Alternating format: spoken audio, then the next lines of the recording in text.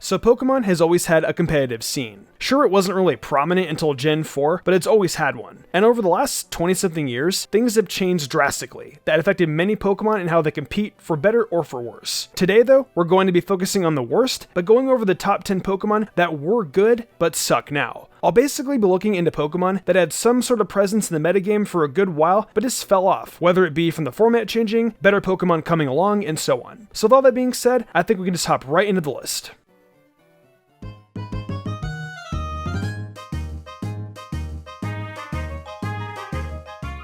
Starting off this list is Vaporeon. Now Vaporeon is by no means a bad Pokemon, but I feel over the years, there have just been much more Pokemon that came to the scene that can really take out bulky water healers. Vape never really has gotten bad. It still has its Wish and Heal Bell support along with being a staller. Vaporeon also got a new move in the Isle of Armor DLC being Flip Turn, which is just water U-turn. With Wish support, that's a pretty deadly combo. These are all great things to say about Vaporeon. So how does it suck? Well, it doesn't suck necessarily. It just hasn't been in the spotlight as often. Vaporeon also just gets checked by a lot of powerful threats, so it's kind of just lost and needs help finding where it needs to be.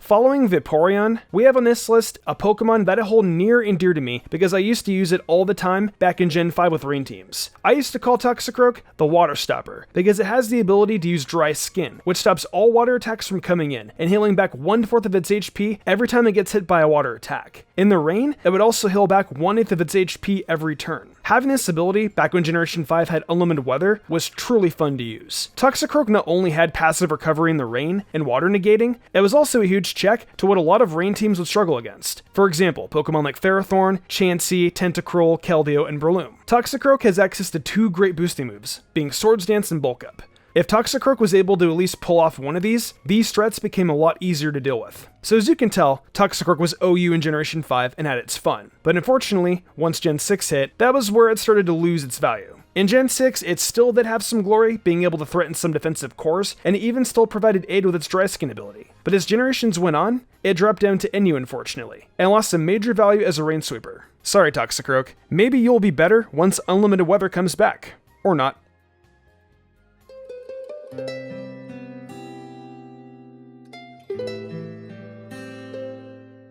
Up next, we have our 3-headed mole Pokemon, Dugtrio. Now Dugtrio was a pretty solid option in Gen 1 for a few reasons. One was because of its decent attack stat, coupled with that Stab Earthquake. However, the biggest reason it was so good was of course because of that 120 base speed stat. Crits were completely reliant on how fast the Pokemon was, so being one of the fastest of the first generation was a big help to Dugtrio. It fell off in Gen 2 as crits were no longer detriment on speed. Its move pool increased a bit, but nothing to make it substantially good. Then fast forward to Gen 3 when abilities were introduced, and Dugtrio became good once more, taking advantage of its Arena Trap ability. With Arena Trap, your opponent's grounded. Pokemon could no longer escape as long as Dugtrio was out in the field, making it one of the best choices for revenge killing. That was the case all the way up until Generation 5, and the introduction of hidden abilities. And wouldn't you know it, Dugtrio got a fantastic one. Sandforce gives the Pokemon's Rock, Steel, and Ground moves a 1.3 times boost, making it a more dangerous threat on the field. But as time went on, Dugtrio just became less prominent. It still has a place in the metagame for sure when it comes to trapping Pokemon in, but in my opinion, it's just not what it once was, which is definitely why it's much lower on the list than some other Pokemon we'll be talking about.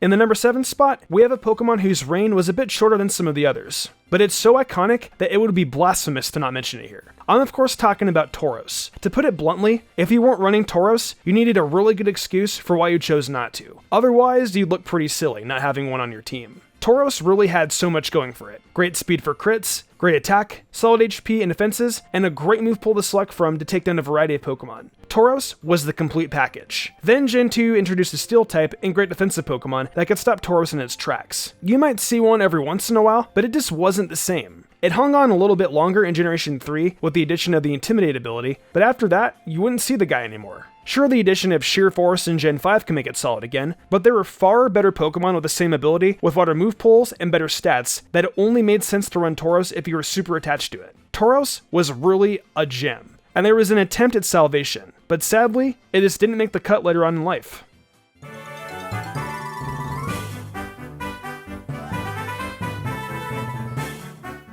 Talking about this Pokemon literally puts me in the feels, because I used to use Jolteon all the time when I started my competitive battling journey. During my start in competitive battling in Generation 5, Jolteon had been in the OU tier, and prior to that, it had also been OU since Generation 1. Jolteon has some incredible speed, and because of that, that was one of the best electric Pokemon any trainer could have. In Generation 5, Jolteon got even better with the addition of the move Volt Switch, which would allow Jolteon to hit hard really quick and dip out. With Jolteon's speed, that strategy seemed pretty unbeatable, but then more electric Pokemon started to appear that had more coverage and could perform better. A Pokemon that fits this example is Raikou, which has a lot more coverage. Coverage is the main reason Jolteon fell so far below. Jolteon has always had horrible coverage, but now with Hidden Power Ice gone, Jolteon just lost the biggest coverage it had.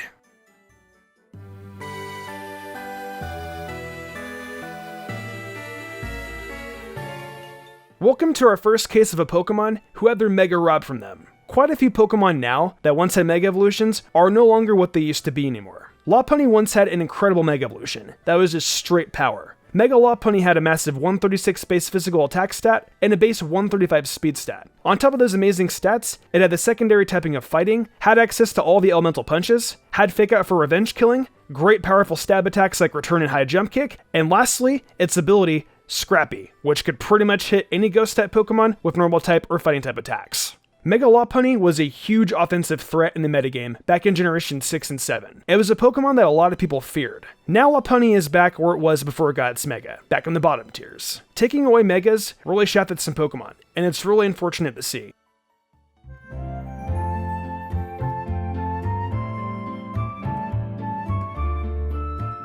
In the number 4 spot, we have the coconut Pokemon, Exeggutor. Believe it or not, this thing was an absolute beast, and for quite a while too. Solid stats and a great move pool is standard lingo for lists like these, but that's what it offered, and pretty reliably I might add. Through the first 4 generations, you'd pretty much see the same basic set for this Pokemon. Sleep Powder or Stun Spore to immobilize your opponents, Powerful Grass and second moves that take advantage of Stab, and Explosion to try and take a powerful Pokemon down with you. It's actually pretty amazing to see how Exeggutor was that consistent for that period of time. Of course, as is the case, better Pokemon came along and made Exeggutor a bit more obsolete, but for the first decade of Pokemon, it was a force to be reckoned with.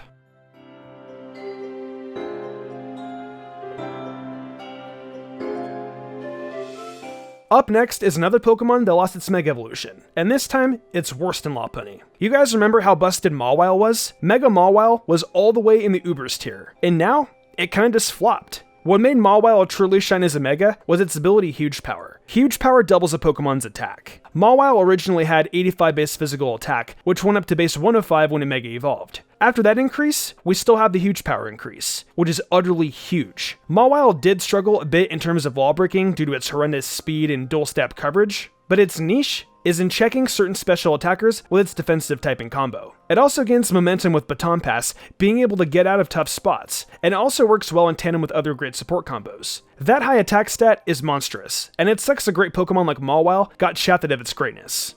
Now it's horrible. Poor Malwa.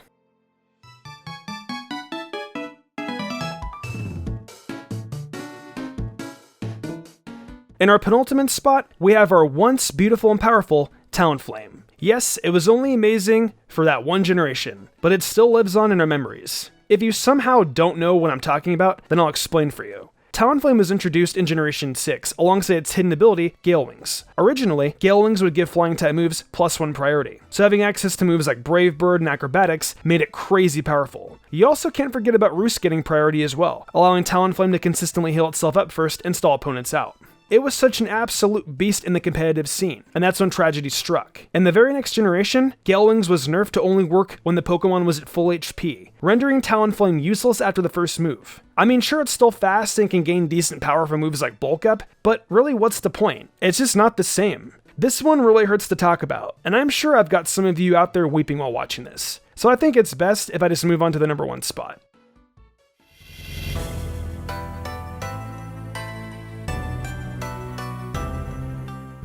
The final Pokemon on this list also happens to be the final Pokemon I will be talking about in terms of being robbed from no longer having access to its Mega Evolution. This final Pokemon is none other than Kangaskhan. Now before I even talk about its mega, I do want to give Kangaskhan some props. It was actually pretty decent in early gens. Now of course in Gen 1, you'd probably still want to use Tauros over Kangaskhan, but it wasn't bad by any means, and it continued to be pretty decent all the way up until Generation 4. But then Gen 6 hit, and changed Kangaskhan for good. It got a super powerful Mega Evolution. Increased stats with a solid move pool is always great, but the shining star here was the Parental Bond ability. Parental Bond allowed the little Kanga in the pouch to power up and fight too, doing an extra 50% of damage with a second hit from the little gal. This was just insanely broken. So broken that Game Freak had to nerf it in Generation 7, reducing the damage of the second hit to 25%. But even with that happening, Mega Kangaskhan kept its spot in Ubers. But as you all know at this point, Megas are no more, at least for the foreseeable future. Of course, it's possible that Megas could make their triumphant return and bring Kangaskhan back to glory, but that's not the reality we live in.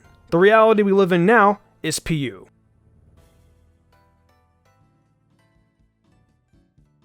Well, that wraps up this list of the top 10 Pokemon that were good, but now suck. So many wonderful Pokemon that just unfortunately got the short end of the stick over time, and it's really sad to see. I know I couldn't cover them all, but I feel like I got the best ones possible for this list. What did you all think though? Did you agree with my choices, or do you think there are Pokemon that have suffered way worse than these choices? Definitely let me know in the comments below. If you enjoyed the video, why not leave a like and subscribe to my channel with notifications on, that way you never miss an upload. If you guys enjoyed this content, maybe you'll enjoy my anime content and gaming content as well. I do a lot of anime top 10s and discussions, and with the gaming channel I play Pokemon and everything Nintendo. Also follow me on social media so you get updates about when I go live on Twitch or when I upload in general. Links for all that will be in the description below. If you want to support me even further in game cool perks, check out my Patreon. These lovely people have all given me their support over there and I couldn't be more grateful to them. I think I'm gonna wrap this up though. I'm MysticUmbreon and I will see you in the future for more awesome Pokemon content.